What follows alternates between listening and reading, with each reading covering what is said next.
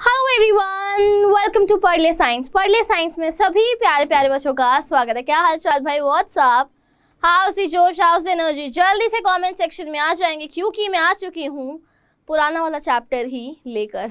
ठीक है, एनर्जी लग रही होगी कि यार मैम फिर से वही चैप्टर, बट यार ये चैप्टर लंबा है, मैं क्या करूँ, मैं भी क्या करूँ। अब तुम लोगों को पूरे 1-1.5 घंटे का लेक्चर दूंगी तो तुम रोने लग जाओगे कि मैम आपने तो पूरा एक ही साथ पढ़ा दिया। तो इसीलिए थोड़ा थोड़ा करके हम लोग 4 लेक्चर्स में कवर करेंगे। तो चैप्टर कौन सा है? पीछे दिख रहा होगा, पीछे दिख रहा होगा। तो यार चैप्टर है हमारा the lost spring, lecture number 3 है। और मेरा नाम है राधिका, मैं इंग्लिश पढ़ाती हूँ। ठीक है, तो मुझे उम्मीद है कि कमेंट्स में यही आया होगा कि मैम हम ठीक हैं, बढ़िया हैं, और हम थोड़े से ज़्यादा आलसी हो गए हैं, है ना। क्योंकि यार मैं 1000 बार बोल चुकी हूँ कि प्लीज़ कमेंट्स में बताया करो क्लास कैसी है, समझ आ रहा है कि नहीं, कोई फीडबैक सजेशन। बट नहीं, हम तो भाई आलस में, हम शुरू में देखेंगे, एंड में देखेंगे और ख़त्म। बीच की क्लास कौन देखता है? अभी तो एग्ज़ाम्स भी शुरू नहीं हुए, है ना। वही जोन में हो ना कि अभी तो एग्ज़ाम्स भी नहीं हैं, मम्मी पापा भी चिल हैं कि अरे पढ़ लेगा। बट नहीं बेटा, एकदम से जब स्कूल्स खुलेंगे ना और एकदम से सर पर आ जाएगा यूनिट टेस्ट का भार, उसके बाद मिड सेमेस्टर आ जाएगा, उसके बाद सीधा एग्ज़ाम्स आ जाएंगे, ऐसे साल भाग जाएगा पता नहीं चलेगा। पर ठीक है, ज्ञान किसको चाहिए इधर, है ना। तो बच्चे ने तो सुननी अपनी है। तो स्टार्ट करते हैं हम लोग चैप्टर से। आज क्या पढ़ेंगे? आज क्या पढ़ेंगे हम लोग? चैप्टर एक्सप्लेनेशन कंटिन्यू करेंगे।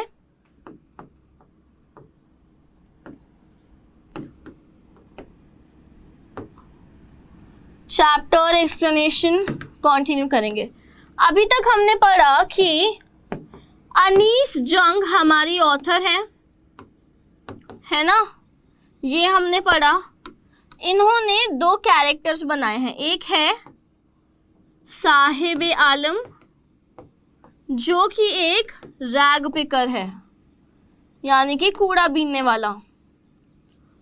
दूसरा कैरेक्टर कौन है हमारा? दूसरा कैरेक्टर है मुकेश, जो कि मोटर मैकेनिक या फिर कार मैकेनिक बोल सकते हैं, या फिर I want to drive a car. तो इस तरीके का उसका सपना है, मोटर मैकेनिक बनना चाहता है या फिर वो ड्राइव करना चाहता है। मतलब वो ना अपनी जगह से कुछ ऊंचा सोच रहा है। जगह कौन सी है? साहिब जी रहते हैं सीमापुरी, जो कि दिल्ली की बाउंड्रीज पर है। मुकेश जी कहाँ रहते हैं? फिरोजाबाद, जहाँ पर सब लोग सिर्फ और सिर्फ बैंगल्स बनाते हैं।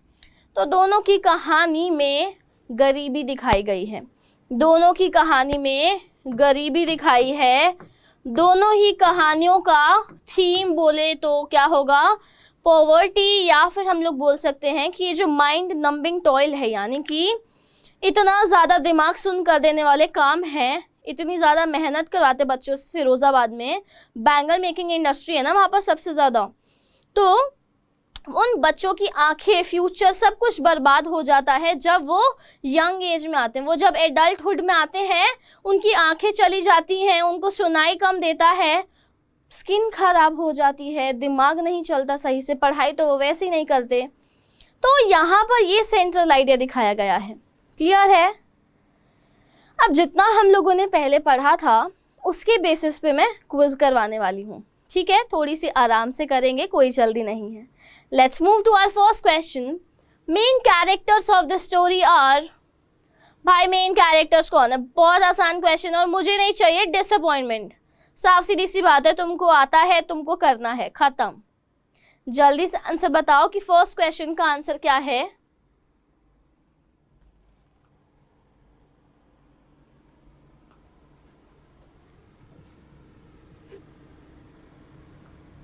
कौन है मेन कैरेक्टर्स?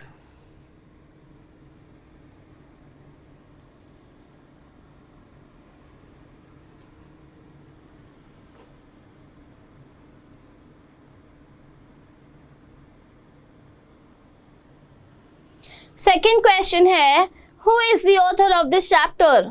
इस चैप्टर के ऑथर का नाम क्या है?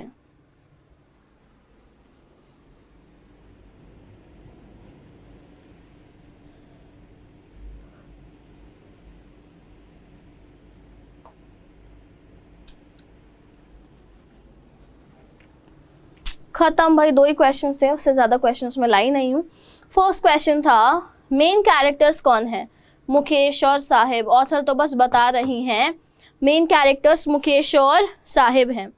नेक्स्ट क्वेश्चन, ऑथर का नाम क्या है, अनीस जंग। अनीस जंग हमारी ऑथर का नाम है। ये 2 क्वेश्चंस क्लियर हैं। चलो, he stops at the door of one such house, bangs a wobbly iron door with his foot and pushes it open.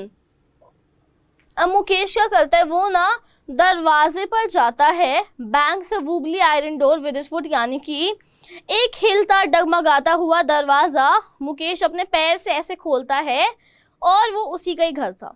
Mukesh author को अपने घर लेके जाता है एक बस्ती में जो कि बहुत गंदी है, स्टिंकिंग लेन्स है, यानी कि बदबूदार गलियां हैं। एंड पुशेस इट ओपन, यानी कि दरवाज़ा पैर से खींचकर ऐसे खोल देता है। We enter a half built shack, shack यानी कि झोपड़ी। हम लोग ना आधी बनी हुई झोपड़ी में घुसते हैं।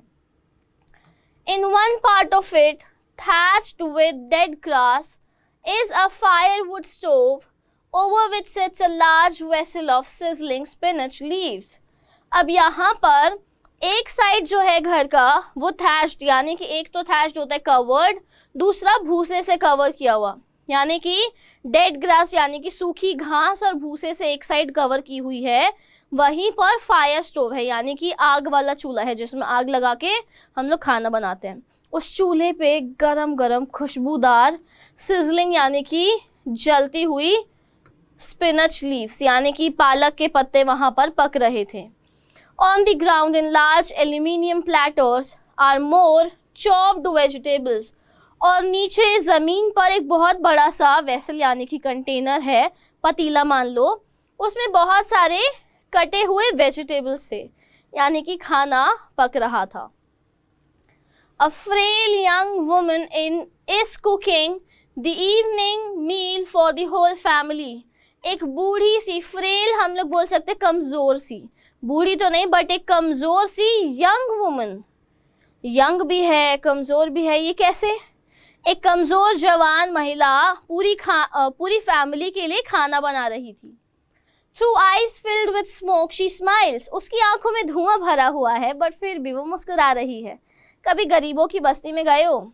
मुझे लगता नहीं गए होगे, बट कभी ना इन बस्तियों में जाना जहाँ पर बहुत ज़्यादा गरीबी हो, बहुत ज़्यादा गरीबी हो, यानी कि उनको खाने की प्रॉब्लम्स हो, उनके सर पे ढंग की छत ना हो, तो उनको एहसास हो जाएगा कि भाई तुम कितने प्रिविलेज्ड हो, तुम एक्चुअल में कितने प्रिविलेज्ड हो। क्योंकि ये जो बस्तियां हैं सोचकर ही अजीब लग रहा है कि दरवाजे गिर रहे हैं, आंखों में धुआं जा रहा है खाना बनते वक्त, खाना भी कम क्वांटिटी में होगा इतने सारे लोगों के लिए।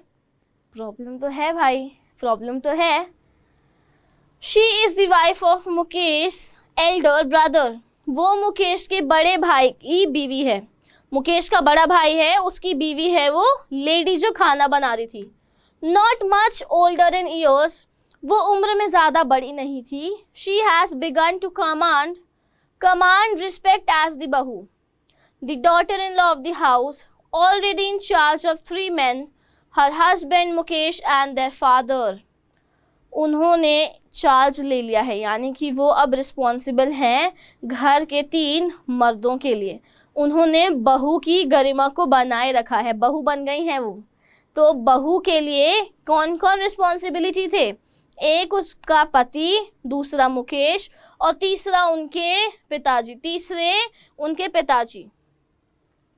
When the older man enters, जब कोई बड़ा आदमी आता है घर में, she gently withdraws behind the broken wall and brings her veil closer to her face. veil यानी कि घूंघट।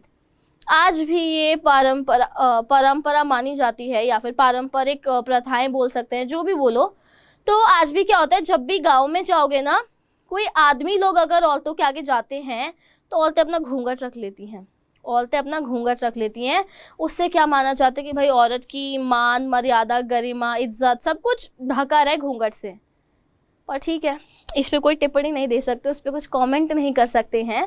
तो यहाँ पर ना जैसे कोई बूढ़ा बड़ा आदमी आया तो वैसे मुकेश की बीवी दीवार के पीछे छुप गई, टूटी हुई दीवार थी और अपना घूंघट उसने आगे ले लिया। एज कस्टम डिमांड्स, जैसा कि रीति रिवाज मानते हैं, demands daughters in law must veil their faces before male elders. उनके यहाँ रीति रिवाज से परंपरा थी कि घर की बहू किसी भी आदमी के आगे घूंघट रखेगी। घूंघट उठना नहीं चाहिए, घूंघट नीचे आ जाना चाहिए। जैसे ही कोई आदमी घर में आता है, जैसे ही कोई आदमी घर में आता है, घूंघट रखना पड़ेगा। In this case, the elder is an impoverished bangle maker. Impoverished यानी कि गरीब। इस केस में जो बूढ़ा आदमी आया है, ये एक गरीब बैंगल मेकर है। भाई फिरोजाबाद सिर्फ और सिर्फ बैंगल मेकिंग के लिए जानी जाती है। सिर्फ और सिर्फ बैंगल मेकिंग आती है लोगों को वहाँ पर, और अगर कोई ये नहीं करेगा तो उसको जेल भेज दिया जाता है। बड़े बड़े जो हमारे लोग हैं वहाँ के, बड़े बड़े जो व्यापारी हैं, उनकी पहुँच बहुत होती है, वो जेल भिजवा देंगे। तो इसीलिए सब के सब बैंगल मेकिंग में ही लगे पड़े हैं। Despite long years of hard labour, first as a tailor, then a bangle maker, he has failed to renovate a house, send his 2 sons to school. बावजूद इतने साल काम करने के, इतने साल अपने जीवन को घिसने के, इन्होंने अपने घर को रेनोवेट नहीं कराया। पहले टेलर थे, फिर बैंगल मेकर थे, बहुत काम किया है, but still he failed to renovate his house, he failed to send his 2 sons to school.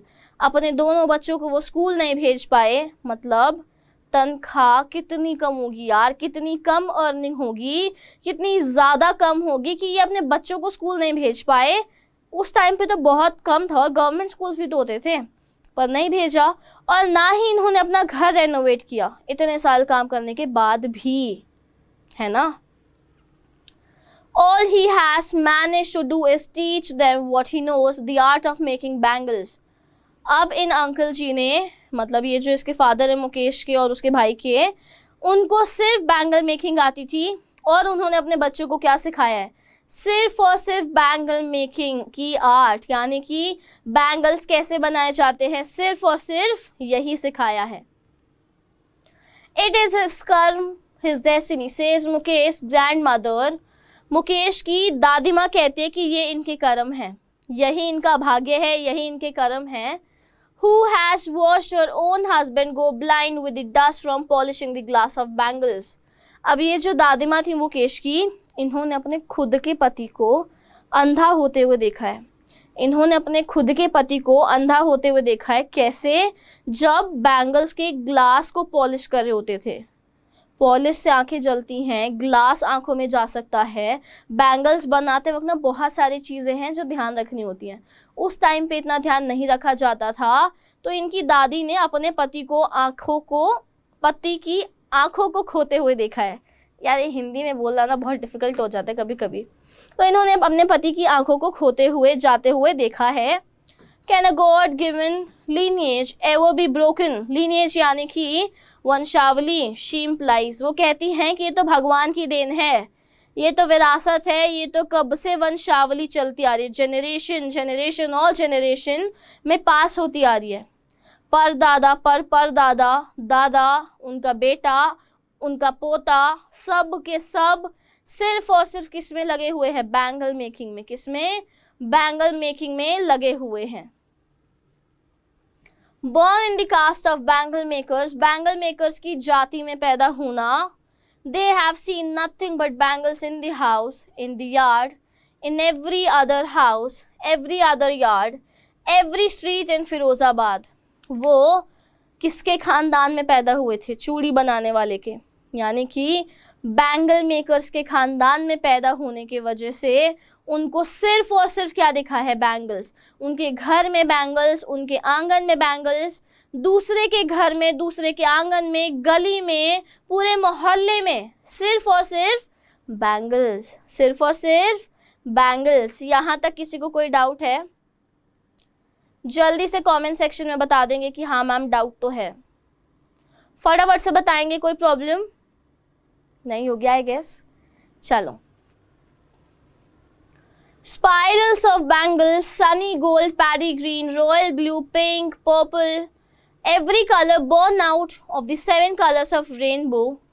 अब यहाँ पर ना बैंगल के स्पाइरल्स थे, यानी कि बैंगल्स बैंगल्स बैंगल्स पूरा एक लेयर था अलग अलग कलर के, रॉयल ब्लू, पिंक, पर्पल, हर वो कलर था जो कि रेनबो के 7 कलर्स में होता है। रेनबो के 7 कलर्स में जो जो कलर्स होते हैं उन सब कलर्स के बैंगल्स थे। lie in mounds in unkempt yards, are piled on 4-wheeled handcarts, pushed by young men along the narrow lanes of the shanty town. Sorry, अब ये ढेर लगाकर ना रखे होते हैं आंगन में बिना किसी प्रोटेक्शन के। फिर उसके बाद जो कार्ट होती है ना, हैंड कार्ट्स, यानी कि जो खींच कर तुम लेके जाते हो ना गाड़ी, उस पर ये लोग सारे बैंगल्स को रख देते हैं। सारे बैंगल्स को रख कर पूरी गली गली घूमते हैं। And in dark hutments next to lines of flames of flickering oil lamps sit boys and girls with their fathers and mothers, welding pieces of colored glass into circles of bangles. और dark hutments यानी कि अंधेर भरी झोपड़ी जो थी, छोटे छोटे घर थे, वहाँ पर फ्लिकरिंग यानी कि अस्थिर मिट्टी के जो लैम्प्स होते हैं, मिट्टी के दिए जिसमें केरोसिन जलता है, या फिर कुछ मिट्टी के वो जो होते हैं ना दिए टाइप्स, लैंटर्न भी होता है, तो वो जो लैम्प्स थे वो बार बार हिल डुल रहे थे, यानी कि उसमें शायद तेल ख़त्म हो गया था। तो वहाँ पर ना लड़के और लड़की छोटे छोटे अपने मम्मी पापा के साथ बैठकर क्या कर रहे थे, बैंगल्स बना रहे थे, वेल्डिंग कर रहे थे बैंगल्स की। एक गरम गरम सी रॉड होती है जिसके अंदर हम लोग बैंगल को घुसाते ताकि शेप सही आ जाए, कभी गूगल करना बैंगल मेकिंग का प्रोसेस क्या होता है। बहुत अच्छा प्रोसेस है, बट बहुत ज़्यादा एनर्जी ले लेते हैं तुम्हारी, इतनी ज़्यादा हीट होती है जब तुम उसको वेल्ड कर रहे होते हो, गोल कर रहे होते हो। तो देखना एक बार प्रोसेस, शायद अच्छा लगे। चलो, their eyes are more adjusted to the dark than to the light outside. उनकी ना आंखें डार्क में ज़्यादा सही रहती हैं rather than light outside, यानी कि अंधेरे की आदत है इनको अंधेरे की आदत है, रोशनी में इनकी आंखें काम नहीं करती हैं। जैसे तुम लोग धूप से एकदम आते हो, धूप में बाहर से अंदर घर में आते हो तो सिर्फ और सिर्फ अंधेरा दिखता है, आंखें बिल्कुल वैसी हो जाती हैं। तो मान लो 5-6 साल तक तुम्हें अंधेरे में रखा जाए, फिर रोशनी में लाया जाए, तुम्हारा तो सर फट जाएगा कि अरे कहाँ आ गया, क्योंकि आदत नहीं है ना रोशनी की। वैसे ही इनको भी रोशनी की आदत नहीं है। That is why they often end up losing their eyesight before they become adults. और यही एक कारण है कि इससे पहले कि वो जवान हो, एडल्ट बने, उनकी आंखें चली जाती हैं। क्या फ़ायदा यार ऐसे काम का? What's the point of having this kind of work? क्या फ़ायदा? आंखें खोकर कमाया तो क्या कमाया, कुछ और काम कर लूँ। पर यहाँ पर वो भी पॉसिबल नहीं है कि कुछ और काम कर लिया जाए, क्योंकि लोग करने नहीं देते हैं। Savita, a young girl in a drab pink dress. अब सविता एक बच्ची है, एक लड़की है जिसने पूरी इकलौती मतलब एक पूरी single piece types pink colour की ड्रेस पहन रखी है। Sits alongside an elderly woman. वो एक बूढ़ी औरत के साइड में बैठी है Savita. Soldering pieces of glass. Soldering यानी कि टांकने की क्रिया, वो एक साथ ग्लास के पीसेस को कर रही है। As her hands move mechanically like the tongues of a machine, I wonder if she knows the sanctity of the bangle she helps make. Sanctity यानी कि पवित्रता। अब सविता को पता नहीं है वो कर क्या रही है, वो बस काम कर रही है। उसकी हाथ जो है वो मशीन की तरह चल रहे हैं, मशीन की तरह उसके हाथ चल रहे हैं, बार बार ऐसे किया, फिर ऐसे ऐसे ऐसे ऐसे करते गई। बट ऑथर सोच रहे कि क्या इस लड़की को, क्या सविता को पता है कि वो जो काम कर रही है वो कितना पवित्र काम है।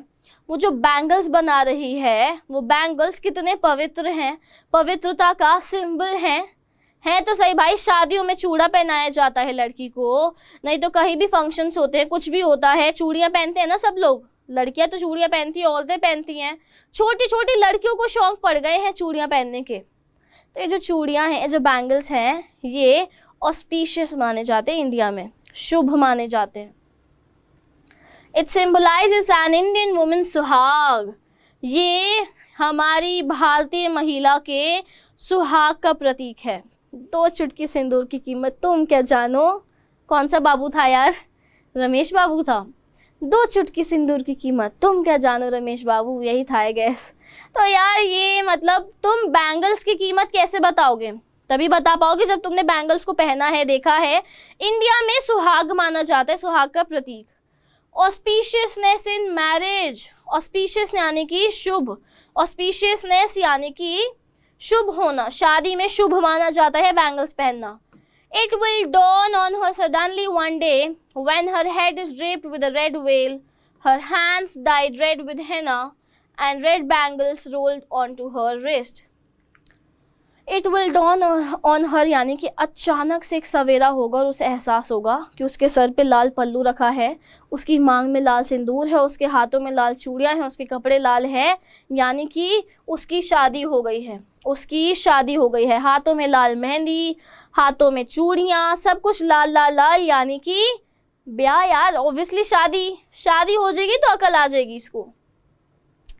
She will then become a bride, और उस दिन वो एक दुल्हन बनेगी, एक दुल्हन बनेगी। Like the old woman beside her who became one many years ago, बिल्कुल उसी तरह जो उसके साइड में बूढ़ी आंटी बैठी हैं, जब वो बनी थी एक दिन दुल्हन, वैसे ही सविता भी बनेगी। She still has bangles on her wrist but no light in her eyes. अब ये जो बूढ़ी औरत है, उनके हाथों में अभी भी वो बैंगल्स हैं, वो चूड़ियाँ हैं, और उनकी आंखों में वो चमक नहीं है, उनकी आंखों में वो चमक नहीं है जो सविता की आंखों में है। एक वक्त शेर भर खाना भी नहीं खाया, she says in a voice drained of joy. अब ये जो आंटी हैं, जो बूढ़ी आंटी हैं, इनकी आवाज़ एकदम सूख चुकी है, सिकुड़ चुकी है। वो बोलती हैं एक वक्त शेर भर खाना भी नहीं खाया, यानी कि एक वक्त का पेट भर के खाना नहीं खाया है मैडम, मेम साहब, एक वक्त का भी पेट भर के खाना नहीं खाया है। She has not enjoyed even one full meal in her entire lifetime. That's what she has reaped.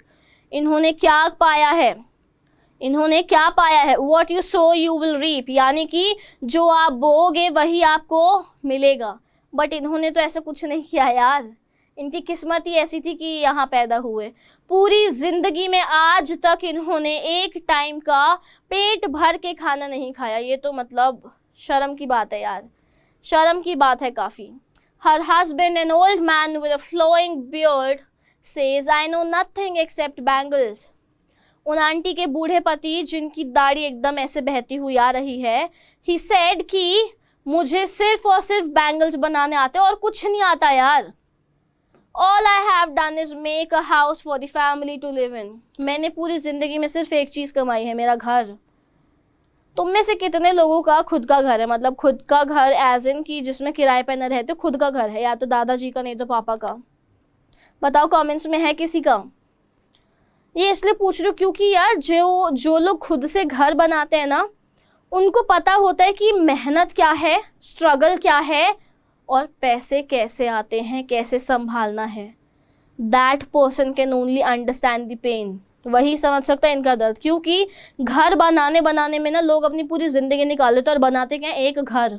50-60 साल की उम्र में भी लोग घर बना रहे हैं कि मेरे आने वाली जनरेशन सेफ रहे, सिक्योर है, उनके सर पे छत रहे।